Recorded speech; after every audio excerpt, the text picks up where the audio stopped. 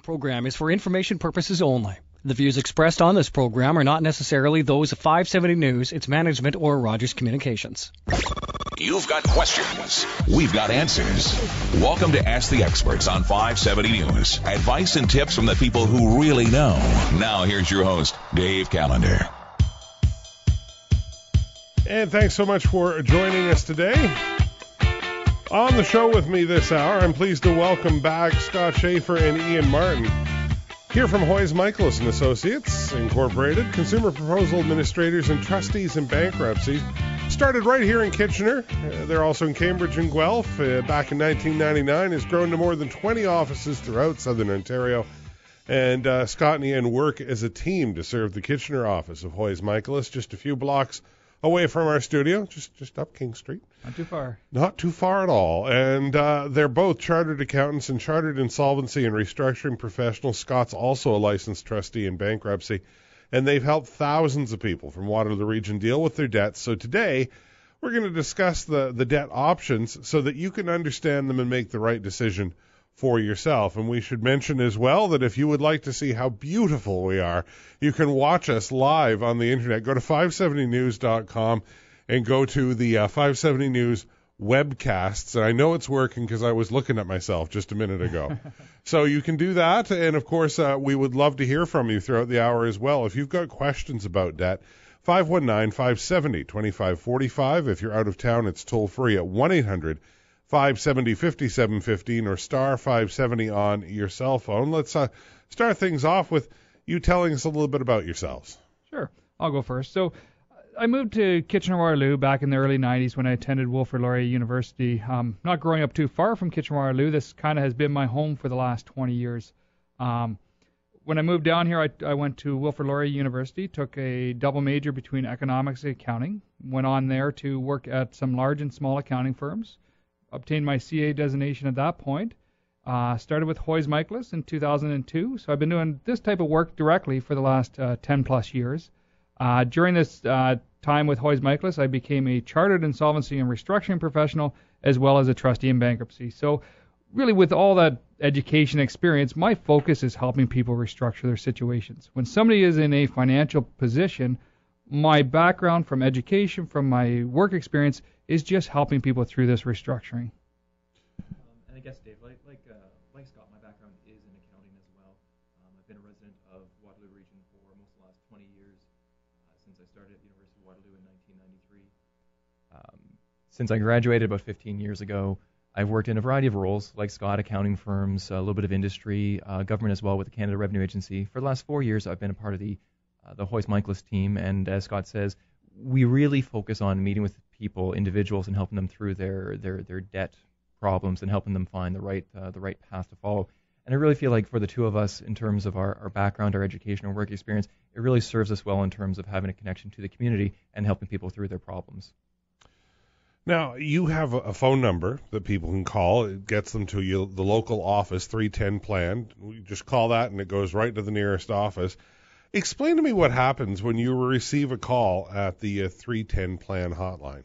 Well, first of all, you'll be connected with one of our professionals. That means one of our trustees or one of our associates. Our foremost responsibility or role, I'll say, is to listen. Is to listen to people, and a big part of that is because for a lot of people, it's the first time that they're talking openly with anybody about their financial problems. I mean, speaking about finances is still a very, I think, taboo subject in our culture. So it's important that we recognize the stress and the anxiety, but then also ask enough questions to be able to identify what the issues and the concerns are, so that we can start, walking through the situation, start to explore the different options. And ultimately, the idea is to provide enough information so that people can, make an informed choice about how best to move forward. If it makes sense, we then proceed to schedule a no-cost, no-commitment consultation to review matters in more detail. But sometimes we're able to point people in other directions that don't mean using our services. Yeah, so really when people call 310 Plan, we want to have a professional standing by for somebody to talk at that point. If somebody's reaching out to talk, we want to be there to walk them through, answer their questions. Personal finances is stressful, as Ian mentioned. It's very private. You don't always know who to turn to. When you go to a cocktail party one night, you're not going to sit there and talk to people about these things. It weighs on people's minds. People lose sleep about this stuff. So we always want to make sure we got somebody standing by. Our office actually has staff of over 50 people, so there's always somebody available to talk to somebody. So. Now, we're working here at the radio station. It's no surprise. I hear a lot of radio advertisements, and I hear a lot of other people who deal with debt. How would you say that Hoyes Michaelis is different from all these other debt places I hear on the radio? Yeah, that's an interesting question, Dave, because we get posed that question a lot as well. And I guess there's a couple different ways to respond to that. I mean, first and foremost, it's important to understand that as a trustee in bankruptcy, we are licensed by the government to do what we do. And that means that, if somebody is to file a bankruptcy or a proposal under the Bankruptcy Insolvency Act, it is backed up by federal legislation, the Bankruptcy Insolvency Act. But then also, as a trustee, we are required by law to do a thorough assessment of the circumstances. And what that means is understanding the circumstances and providing information about all the different options that are available. And what that means is not just what we can help you with, as I guess I kind of said this earlier, that oftentimes we're able to redirect people to other kinds of services that are really more suited given their circumstances. I truly believe that right now it is a bit of a confusing time for people. There are a lot of people that are in financial difficulty. There's a lot of different companies that offer different kinds of services, and it's really difficult for people to differentiate between the different kinds of companies that are out there. So I think it's very important that if somebody is struggling, that they ask the right kinds of questions to understand the kinds of services and kind of the pros and cons and sometimes the limitations. There's a growing problem over the last few years across Canada where different provinces have taken measures to kind of curtail this, but I'll just try to quickly describe it. There's a number of companies that are not regulated at all that will put themselves out as experts, and I think they truly are knowledgeable in what they do, but they're not licensed by the government to do what we do, and they'll offer to negotiate with the creditors some kind of settlement. And the limitation with this is that creditors, if they want a settlement, they don't want to receive little payments over a long period of time. They want a lump sum of money now. So what typically would happen is that the person is advised to save up some money to be able to negotiate a settlement, but then also to save up some money to pay a fee to the advisor or the consultant. And the issue that then often follows that we sometimes see down the road is that if you're not paying your credit card bill, it increases the likelihood that that company is going to take legal action, which could mean that you have a garnishing on your paycheck. So effectively the limitation is that if you're not paying your debts, there's really no satisfaction or relief until some kind of settlement is negotiated. And so if you're paying a fee for this, oftentimes people end up paying a fee with no real result. So the measures that a number of provinces have taken is to limit the timing and the amount of fee that can be charged up front for these kinds of services. Ontario's not quite there yet. There's an announcement in the last month or so about introducing this kind of stuff, but it's not quite there yet. Hopefully soon, though. Ultimately, a trustee and bankruptcy firm will give somebody a unbiased assessment of their situation. We will go over all options with people, which we're going to talk about today on the show, every option out there, and there's no cost to actually talk to a trustee. So our job is to be professionals in what we do and be that unbiased voice to explain everything to somebody and not charge a fee for that. Well, if our conversation today is about options, then why don't we just go ahead and talk about that? Can you outline the options that are available? Sure. I mean, think of it as a ladder. You just you work your way. You start at the top, and if it works, then you're already reached the top, and you work your way down to the bottom if all the other options don't work. So really, when you think about it, can you budget your way out of this? Second option will be, can you consolidate your debts into one and then budget your way out of it?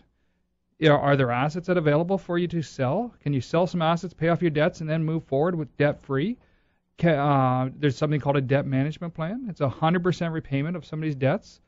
The consumer proposal is next, which is a partial repayment of somebody's debts. And of course, the last option, one we try to avoid in all cases, but sometimes it works for people, is a personal bankruptcy. It's the last option, but it allows people to move forward and get a fresh start. So really, when you think about it, you work at the start of the top, can you budget out of it, right down to bankruptcy with a bunch of different things in the middle for each situation. Well, before we get into the details, what sort of debts are we talking about? Oh, well, I think it's the simplest way to characterize it is that your debts, generally fall into one of two very broad categories, and those are secured debts and unsecured debts. Try not to get too technical here, but I think the easiest way to describe an unsecured debt is to first describe what a secured debt is. The most common example of a secured debt would be a mortgage or a car loan. Somebody lends you the money. A bank lends you the money to finance the purchase of a car or a house, but in exchange for that, they register some kind of claim or a lien or a charge against the asset. So what that means is if you can't make the mortgage payments or if you can't make the car payments, that creditor has the right to basically take that asset back and they get the money from that. So that's a secured creditor. Typically we're focused more on helping with the unsecured debt. So with the secured debt, if you want to keep the house, you want to keep the car, you just keep making the payments, and that doesn't change. And most times when we talk to people, they want to keep the house, they want to keep the car. So the options that we focus on typically are more on getting the unsecured debts under control so that there's, I'll say, some kind of balance that's restored to the monthly budget so that things are more under control and you can move forward stress-free and hopefully debt-free. One thing I always like to point out is everybody's situation is different. Everybody's debt load is different. So when people do actually talk to their friends or other people about their situation, they will never be 100% the same because some have student loans, some have family responsibility office debts, some people have just credit card debts, some people have loans. So everything's a little bit different. But to understand that there are differences in debts, but ultimately we're looking at the unsecured debts of what we're, really being able to help people out with. Yeah, I'll add to that just a little bit as well, Scott. I mean, we often, whether it's on the phone or an email or a casual conversation, people will often pose the general question, well, what option is the best for me? And if I don't know anything about your circumstances, it's difficult to impossible to provide an answer to that question. So although it sounds a little bit wishy-washy, the answer is, well, it depends. It depends on your circumstances. So let's have a bit of a conversation about your circumstances. And then from there, we can help you understand what makes sense for you. My guests today on Ask the Experts, we're talking with Scott Schaefer and Ian Martin of Hoyes Michaelis, trustees in bankruptcy.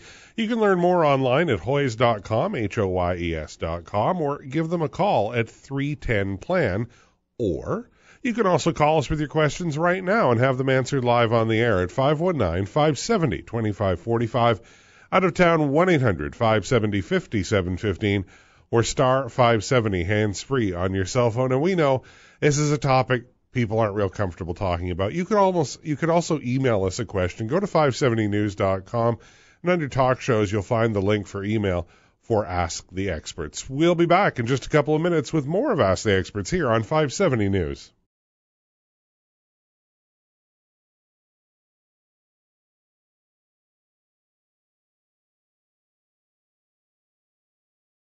The Experts with your host, Dave Callander. And with me on the show today, from Hoyes Michaelis, trustees in bankruptcy, I'm joined by Scott Schaefer and Ian Martin. And throughout the hour, if you have questions, 519-570-2545, out of town 1-800-570-5715, or star 570 hands-free on your cell phone. Or if you just want to get the ball rolling right away, call 310-PLAN or go online to hoyes.com, HOYES.com. Today we are discussing the various options that are out there for dealing with debt, because there are more than one option. It's not just the big B word. And you listed that budgeting and consolidating were at the top of the ladder. What do you mean by that? Can you explain? Sure, Dave. I'll take that one. Budgeting is, I like to think of budgeting as basically deciding how best to allocate your resources. So if you're struggling to pay your bills, pay your debts, a big part of that has to be sitting down with your spouse or on your own and kind of reassessing the priorities to see if there's things that you can simply cut out that are going to help you in your circumstances. I mean, I guess theoretically you could say, looking for extra sources of income, but I mean, obviously people have a limited ability to change that situation. In terms of consolidating, sometimes people throw around that word without really understanding what that means. I mean, consolidating would mean going to the bank and saying, hey, Mr. Bank Manager, I've got, just for a simple example, right? I've got $30,000 of high interest credit cards I'm really struggling to pay. Can you give me a new loan for $30,000 at a better interest rate? I'll use that $30,000. It'll pay off those credit cards, but I'll make this payment to you, Mr. Bank Manager, and that payment fits my budget. That's going to really solve my problems. So sometimes the combination of those things can help you get things under control. If this is a realistic option, it's ideal because you are paying the debts in full with all the interest, and that's ideal because you're feeling stress-free and there's no negative impact on your credit rating. Unfortunately, most people kind of intuitively know these things, right? And by the time we're having a conversation with them, most times it's no longer a realistic choice, right? If you go back to, the guy that's approaching the bank manager, right, and he says, what the bank manager is going to be concerned about is, well, what's the risk of this person if he's struggling? What's the risk of him not paying back this new money that he wants me to lend him? So he'll look to see, well, what kind of income do you have? Do you have assets that you can put up as collateral or security? Again, it's assessing risk. So If that person has a lot of equity in their house, more than the $30,000, then yes, the bank most likely would agree to that. But what if you don't have a house? What if you only have $5,000 or $10,000 of equity in the house? Well, it's more likely that the bank would not approve you for that kind of loan because of the risk that they perceive. And if the bank's asking you for a cosigner, what they're telling you is, we don't expect you to pay, we expect your cosigner to pay. So just be wary of that. We have seen many cases where somebody has cosigned for somebody, and they ultimately, the debt falls back on them, and they're saying, well, how did this happen? Co-signing means you are taking responsibility for the debt. I'm not trying to lecture anybody here, but just it's one of those things that is only used when things go wrong, and things do go wrong in some cases. And ultimately, the bank is expecting a co-signer to pay the debt. That's why they wanted that security on that. So when somebody's looking at budgeting or changing their ways of doing it, one of the biggest things people need to remember is if you do consolidate, which is a great option to do because you now have one monthly payment, the interest rates are lower, is you cut up those credit cards and don't let any of the debts creep back up again. If you consolidate and the debts are creeping back up again, that means you have a cash flow issue or some excess spending going on because you're now spending more than you're making again, which just escalates the problem down the road. So really need to really have those things in line. I know budgeting is a scary word. With the BlackBerry devices, the iPhones nowadays, there are so many great apps out there that people can use now to help them with tracking their expenses. It's not hard anymore. Budgeting is a scary word, but it's really not that hard anymore. What about just selling assets? Is that ever helpful? It can be helpful. I mean, to sell assets, it takes a lot of planning involved. Ultimately, assets are what we want to preserve. We want to protect the things that we have. There's a few simple assets we're going to talk about that the Ontario government already protects. It's under the Execution Act of Ontario. They protect your household goods, your personal effects. If you own a vehicle, they protect it up to a certain value. So those are assets that are already protected from your creditors. So it's not about going out and selling all your old used CDs or things like that. It's protecting your assets from certain perspectives. Sometimes people have had significant layoffs at work or their budget has changed so much, their cash flow has changed so much that they can no longer afford their house. So one option is to downsize to now reflect what your income is, sell the house, pay off your debts, and not have that. So sometimes selling somebody's house is an option. But people want their house. That's what they really strive for. So it's about how do we protect that. RSPs are another way that people have in the past used. Canadian debt level is on record highs. Our savings are, of course, at record lows. When you have lots of debts, you don't have a lot of extra money to invest. The Canadian government, through the Bankruptcy and Solvency Act a couple years ago, protected almost everybody's RSPs. So they're not trying to encourage people to liquidate these anymore. So even if somebody files bankruptcy and they have $30,000 of RSPs, most likely they are protected and can't be touched. So the government's even saying we need to stop, cashing out our RSPs. We're trying to preserve those ones. So selling assets can be done properly if people's budget is in line, if there's available there for them. But it's a careful strategy that needs to make sure it makes sense in that case and is not going to deplete the whole asset pool. Now, you also mentioned an option of a debt management plan. How does that work? Well, that's an arrangement that's administered by a licensed credit counselor. The general concept is to, I'll say, facilitate a 100% repayment of the principal amount, but typically at little or no interest going forward. So in a sense, it feels a little bit like a consolidation loan, but it's not exactly the same. So somebody steps in, a licensed credit in Waterloo region, you can deal with Mosaic Counseling and Family Services. They're very, very good at this kind of arrangement. They can step in and talk to the different credit card companies and get them to knock down the interest of virtually nothing. So again, say for example, it's $30,000 of high interest credit cards over a 5-year repayment plan. That would be something like $500 a month, every month for 60 months. So it has a lot of the attractive features of a consolidation loan where it's one payment at little or no interest, but this would be for somebody where the consolidation loan was not realistic because they didn't have a cosigner, they didn't have assets that they could put up as security. So it's accomplishing the same kind of goal. The only real drawback is that it does have a negative impact on the credit rating. And obviously also the question has to be whether or not that monthly payment fits into the budget going forward. Yeah, it's really for people who can afford to pay their debts back. There's just too many of them out there, and the interest rate is what's killing them. They are great plans for people that, once again, have the room in their budget. It just got out of control for a little while, and they're able to rein it back in again and control the budget going forward. It's really it's a morally acceptable one because the Ontario Bankers Association and the Ontario Association of Credit Counselors are the ones that have put these plans together. So they are great plans for people who can afford to pay their debts back.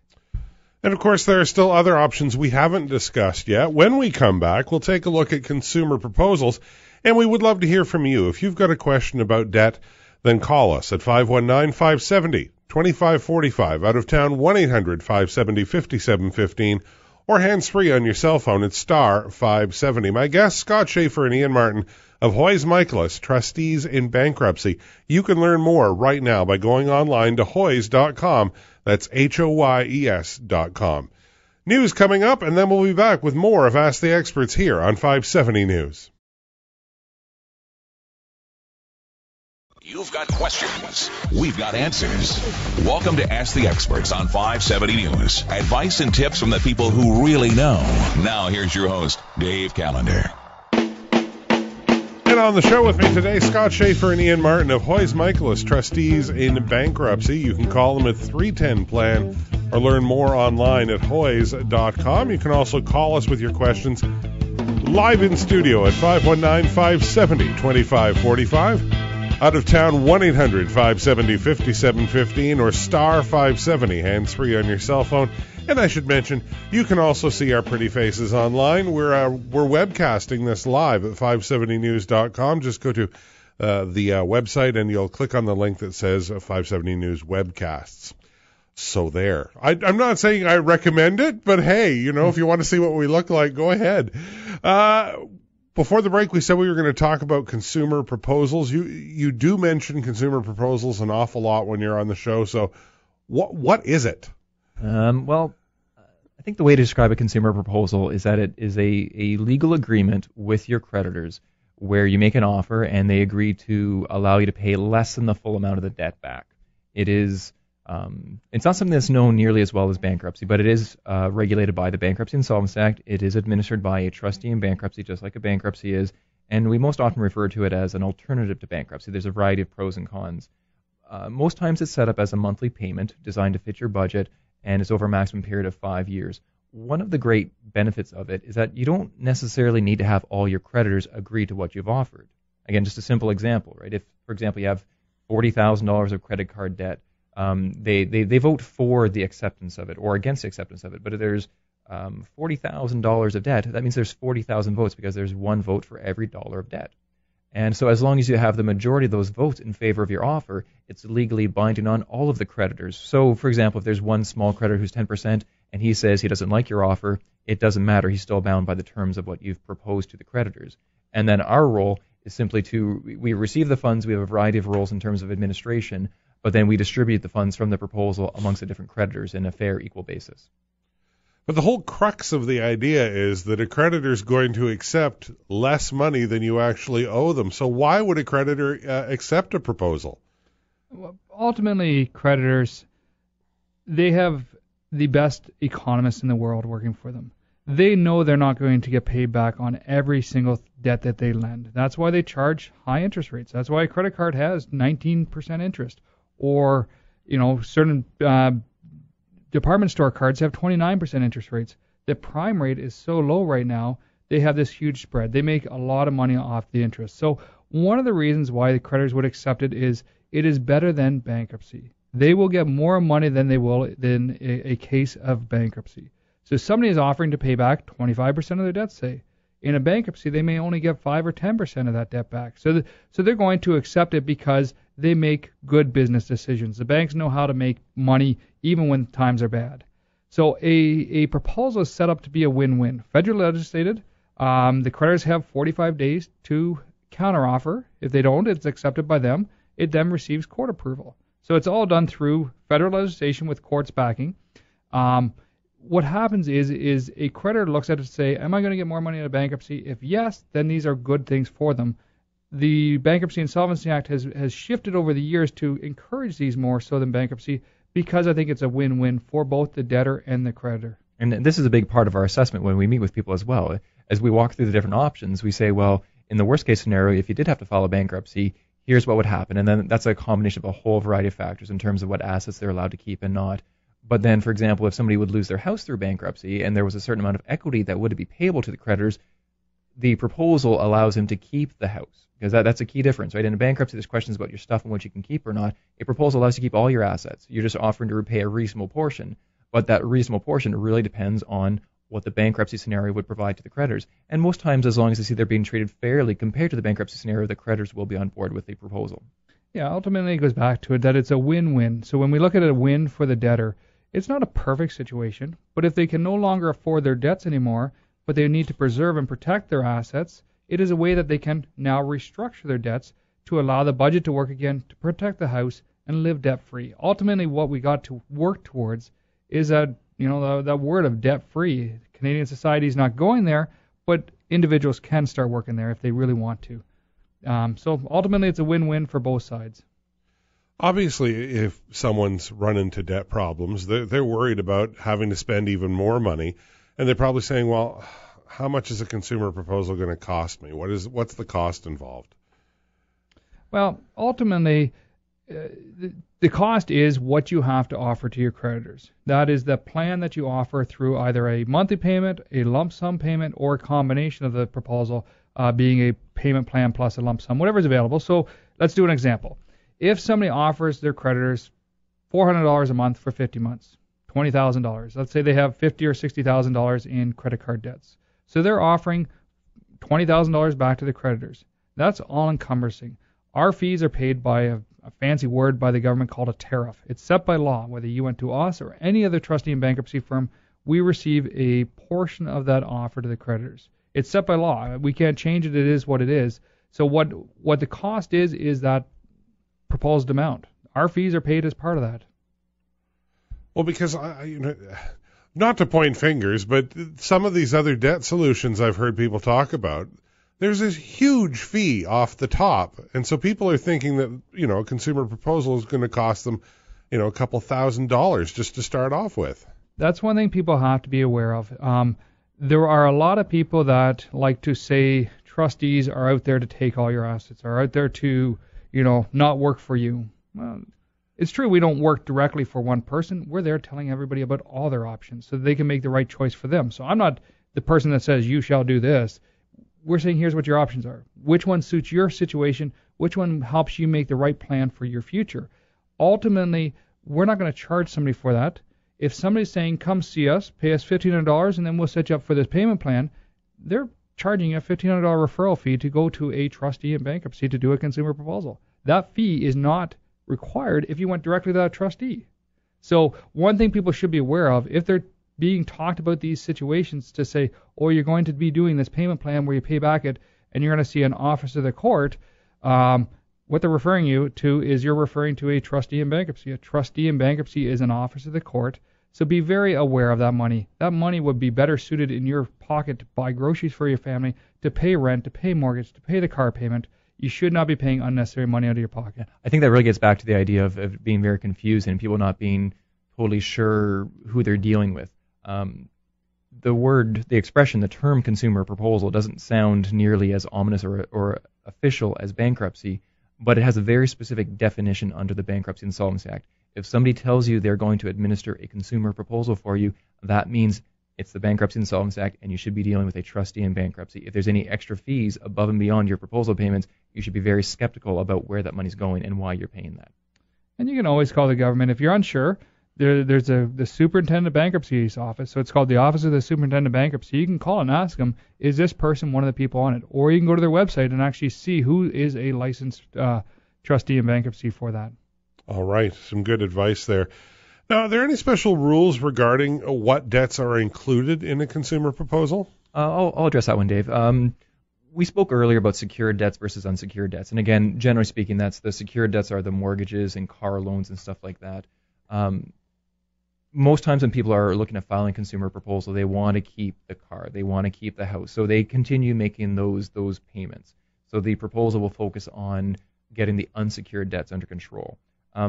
There's some specific parts of the Bankruptcy Insolvency Act that basically, the general idea is that all the unsecured debts are taken care of through a proposal or a bankruptcy, but there are some very specific exceptions to that, and they're specified by the Bankruptcy Insolvency Act. And it's the same for a proposal or a bankruptcy.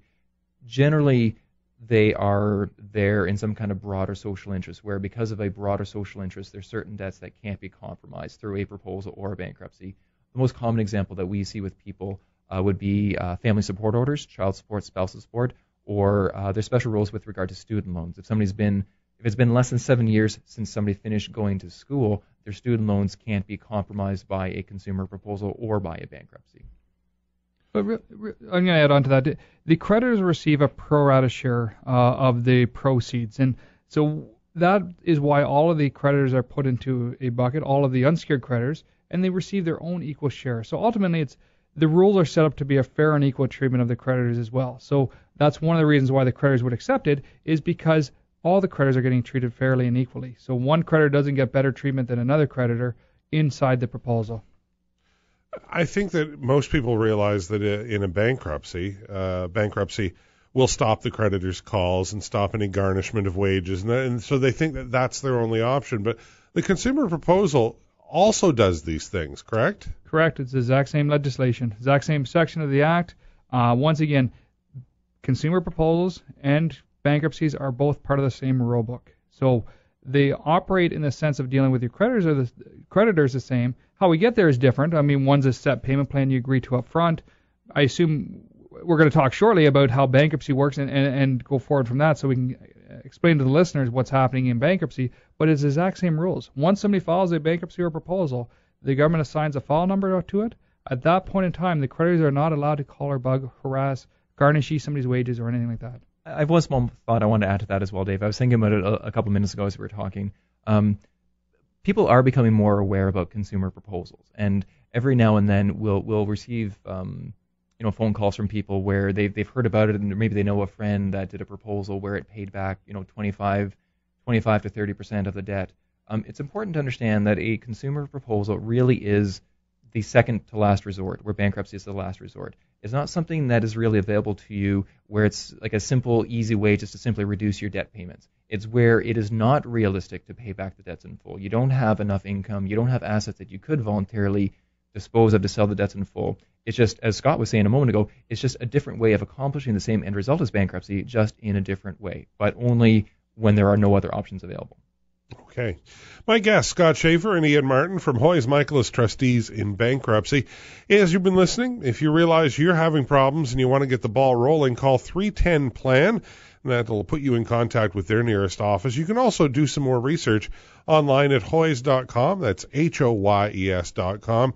And we know it's a hard topic to talk about, but if you're brave and you want to call us and ask a question on the air, you can do that too. Our lines are open at 519-570-2545. If you're out of town, it's 1-800-570-5715 or star 570 hands-free on your cell phone. When we come back, we will talk about the B word. We will discuss bankruptcy because it's also among the options that are available to people with debt problems. So stick around. More of Ask the Experts is coming up here on 570 News. From Hoyes Michaelis Trustees in Bankruptcy, I'm joined today by Scott Schaefer and Ian Martin as we continue our discussion about debt problems and the various solutions that they can talk about with you when you come in to see them. If you'd like to get more information right now, go online to hoyes.com. That's HOYES.com. Now, I said before the break that we were going to talk about the big scary B word, which is bankruptcy. Maybe it's not as scary as you think it is. We'll find out. What is bankruptcy all about? I think it should be a bit of a scary thing, Dave. I mean, because it means that there's some bad things that have happened to you. We've spent our time here today talking about the different options. It is a last resort. I mean, ultimately, the idea is to give somebody some protection from the people they owe money to, where they can't, garnish your paycheck or take assets from you. It's about giving you protection and a fresh start from the debts when it's not realistic to pay it all back. So when somebody files a bankruptcy, they're asking to be legally released or discharged from their obligations to repay their debts. When they do this, when they sign the bankruptcy forms with the trustee, the trustee effectively legally steps into that person's shoes with respect to their assets. And then this starts the ball rolling on all the questions out there about, okay, with my assets, my possessions, what do I get to keep, what don't I get to keep? And there's all sorts of different laws that come into play to say whether something is protected or not. If something is not protected, that means that the trustee has a responsibility to, I'll say, effectively dispose of that asset, and then those funds from that become part of the funds in the bankruptcy. And then our role is to basically distribute that money to the different creditors in a fair, equal way. And that way, they're they're getting a part of the debt back, but it's not the full amount. And then once the person is released from their bankruptcy, the creditors no longer have the ability to pursue them for the remainder of the debt. So somebody will pose a question to us, well, what's going to happen in bankruptcy? Is it the right choice for me? It really depends on the circumstances. It depends on their assets and what would be potentially lost through that process. Yeah. Bankruptcy is when nothing else worked for somebody and they need a fresh start. Ultimately, the Bankruptcy Insolvency Act is a federal legislation that is built around giving individuals a fresh start.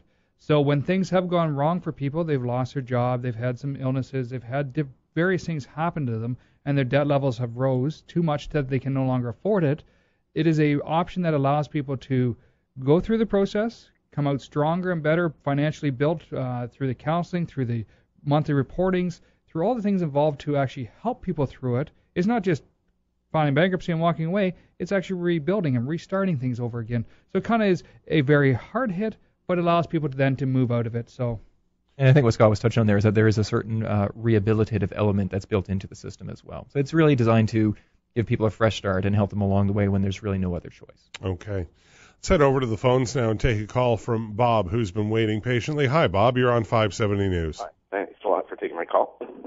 My question was, I don't know really anything about incorporation, but can you protect your secured assets by becoming incorporated? From secured assets, what assets are we talking about, Bob? Well, say, like you were talking about car and home. Okay. Ultimately, we're going to touch on those next, and let's actually go to them right now. So with a home, if there's equity in a home, so if it was able to be sold today, if there was equity in that home, that is an asset that the trustee needs to realize on. So if at the end of the day somebody could sell their house for with $2,500 left over, they could pay that back to the trustee and protect their house. If it was actually going to sell at a loss, there is no equity available to the creditors. Therefore, they just keep making their mortgage payments and keep paying for it. Ultimately, if the equity, say, was $10,000 or $15,000, they could do a consumer proposal to protect that. So even if it was in bankruptcy, that item may or may not be at risk. But one can't take a asset from somebody and put it out of reach of their creditors. Bad things happen in those cases, but most times those assets are protected. And Bob, this is Ian Martin speaking. I think the kind of question that you've posed is a normal kind of like defensive reaction that people have when they're concerned about things. But most times there's other options that are available that are able to accomplish that same kind of protection without potentially doing things that might look like you were trying to cheat or defeat your creditors in some way. Yeah. Is there a business involved, Bob? Not really. There is a business, but it's not that good of a business in the first place. Sure. I just thought that when someone's incorporated, their house doesn't enter into the picture. No, incorporation, I mean, it depends on it. So what happens is if somebody does incorporate, and once again, we're accountants, I don't want to sound like legal advice here, but ultimately an incorporated company operates a business. The corporation then is responsible for certain things. But the key part is that director is now responsible for other things, such as taxes, various things that they've signed on as personal guarantees. So if a corporation's operating and they can't pay all their bills back, they may not be able to go after the director or the owners of the company because all that's involved is the shares. It gets a little complicated. My suggestion is give us a shout afterwards and we can talk to you in more detail about it because in that case it is a much more detailed conversation. Okay, thank you very much. Bob, thank you so much for your call. Bob did lead us into the next section of what we were going to talk about is what is protected and what isn't. We kind of covered houses. Should we move on from there? Okay. Sure. Cars and vehicles. Everyone wants to keep their car. Yeah, I say that the houses are dear to people, but cars are usually number 2 on the list. So there's a couple of different considerations that come into play, Dave. The first question that I ask people when they're asking about the car is whether or not there's a lien registered against it, meaning that they're still making payments on it. So if they're still making payments, it's a secured debt. The secured debt does not go away through the bankruptcy process. You just keep making those payments for the car. You keep the car. The trustee's not going to come take it. The company that is doing the loan for you doesn't have the right to repossess a vehicle just because you go through bankruptcy. If there is no lien registered against it, there's a different question. It becomes a question of the value.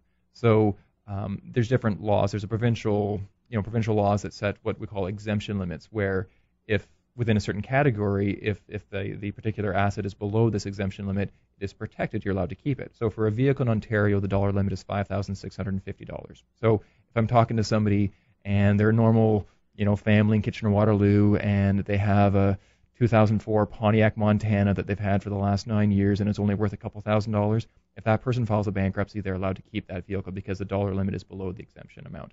The flip side is, what if it's a slightly newer vehicle and it's, say, worth $6,500, right? If it's $850 over that dollar limit, the trustee has the responsibility to recover that $850 difference. So one way would be to actually sell the vehicle, but if you want to keep the vehicle, you just work out an agreement with the trustee to pay that $850 difference into the bankruptcy, and that way there's the same money available for the creditors, just as if the trustee had sold the vehicle. All right, what about investments? There are so many different types of investments. Are they all treated the same, or are there different rules for different kinds? Different rules for different kinds. Let's start off with the registered savings plans. So RSPs, RPPs, any kind of registered savings plan for somebody's retirement down the road. The government has protected everybody's RSPs or investments except for the last 12 months of contributions. So all of what you put into it, except for what you put in the last 12 months, are protected in a bankruptcy. If somebody's put in $2,000 in the last 12 months, that's really all that's at risk at that point in time, not the $30,000 that they put in the years before. Our ESPs, the children's savings plans, are assets that would be available in a bankruptcy. If it's too big, once again, you can protect those in a proposal, or you have to buy back your portion of contributions or your portion of that investment in a bankruptcy. So there's ways still of protecting it.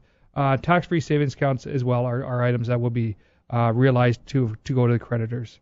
So really, it's the biggest part that they're protecting are the retirement savings plans. And I feel like there's a general concept that we need to say again here, right? The different laws that protect things, it's really a balancing of the individual's right to have a fresh start with the creditor's rights to be treated fairly. So the Bankruptcy Act is not designed to basically strip everything from people. It's designed to leave people with the means for a normal standard of living, but then also have some consideration for fair treatment of the creditors as well. What about tax refunds? You've mentioned that before. Yeah, that's a good question, Dave, because we're kind of getting into the start of tax time as well. So what would happen in a bankruptcy is that in the calendar year in which a bankruptcy is filed, so 2013, the Canada Revenue Agency would pay to the trustee's office the 2013 tax refund, but it's also any prior years that are not yet filed and assessed with the government. So if somebody were to file a bankruptcy this week with us and they hadn't yet done their 2012 taxes, they would potentially have 2 years at risk. If you hadn't done your taxes for, say, 3 or 4 years and you filed a bankruptcy with us, then potentially you're losing 3 or 4 years of tax refunds. But it's also, so that is money that the trustee uses to pay back the creditors a portion of the debt. Important distinction, though, this is just the income tax refunds. It doesn't affect things like child tax benefit. There's the Ontario trailing benefit that is not affected, and also the GST, HST credits. There's only limited circumstances where those get affected by bankruptcy. Well, look at that. We've only got 30 seconds left, and I know people will still have more questions. So what is your advice? When you're struggling, when you're questioning what's going on, call, talk. Just talk it out loud. Take it slow. Take some steps. Talk to people about what I can do. 310 plan, give us a call. We'll walk you through what your options are. Yeah, if you're feeling anxious, you're not sure what the plan is, then it is a big step. But again, send us an email, give us a call. Hopefully we can talk through it a little bit and shed some light on it and have some light at the end of the tunnel. Thanks, both of you, for being here again. As usual, we learned a lot. Scott Schaefer and Ian Martin from Hoyes Michaelis Trustees in Bankruptcy. Do call 310 plan, even if it's just to discuss things and ask a few questions, or get more answers online at hoyes.com. HOYES.com. Thanks so much for listening. Join us again next Saturday for more of Ask the Experts here on 570 News.